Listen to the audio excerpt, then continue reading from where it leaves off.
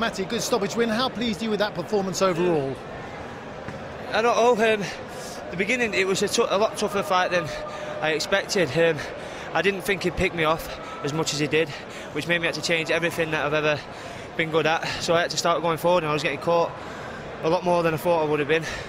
But I knew that if I landed one of my shots, it was going to be game over. It was just when at that point. But overall, I guess, yeah, I'm pretty happy.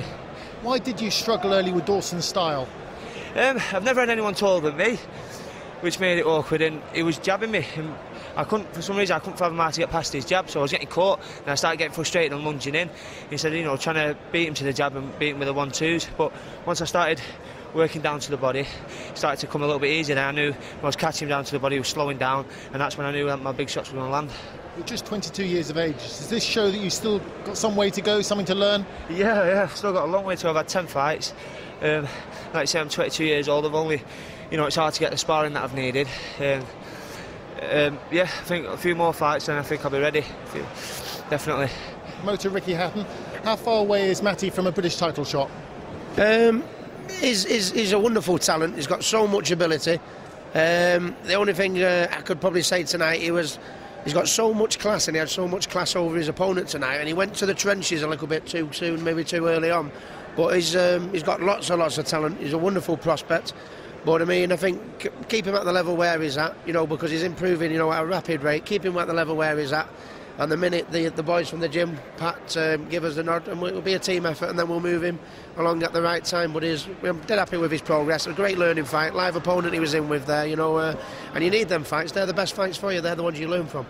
Well done, both of you. Thank you very much. Words of Ricky Hatton. He went to the trenches a bit early on, Jamie Moore, and you were nodding your head in agreement with that. Yeah, I agree. I think, first of all, I think he was thinking of the 10-round distance in his head in the first couple of rounds, and I think he was thinking, I'll start off slow and get into it as the fight progresses. And Dawson never allowed him to do that. He sort of jumped on him, started getting his shots off. And I think Matty Askin, I think he was looking for the big punch too much.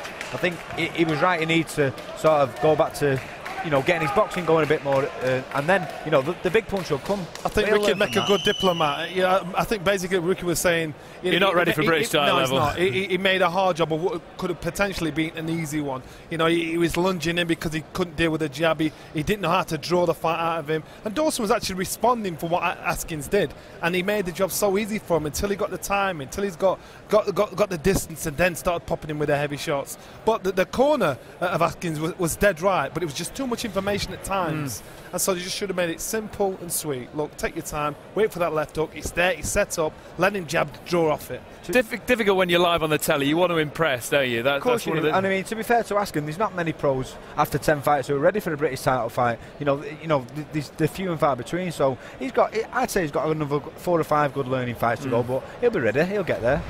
What will he have learned from this? The finish was good. He took a few shots along the way, but right at the button. For Askins, it was to deal with somebody else, told with him to work with a jab. He made some fundamental mistakes, so he's got to learn how to make sure he'll never do that again. One, take your time, use his talent. Don't try and use brawn. He was going in for the big one shots all the time, trying to bully his way through. And it took time for him to get that timing in. That big right hand he was throwing over the top, just missing slowly but surely. And again, me and Jim were talking in between. The issue of doing a 10-rounder, that adjustment, it's very hard for a lot of fighters, and it plays on your brain, so you don't do much work in the beginning. It's not just physical, it's mental. You've got to go, you've got to sort of navigate through a fight with that in mind, so you can't just go hell for leather. And I think, Matty Askin will learn a load from that fight. He had to take shots early on, which he's never had to do in a fight before, so it'll be great. Did the referee step in at just the right time there? Yeah, he did. Well, Askin had the power to hurt him, and when he hurt him, legs had gone, the ropes were holding him up. I think Dawson put up a good performance, but I just thought that was it. Okay, up next, our main event.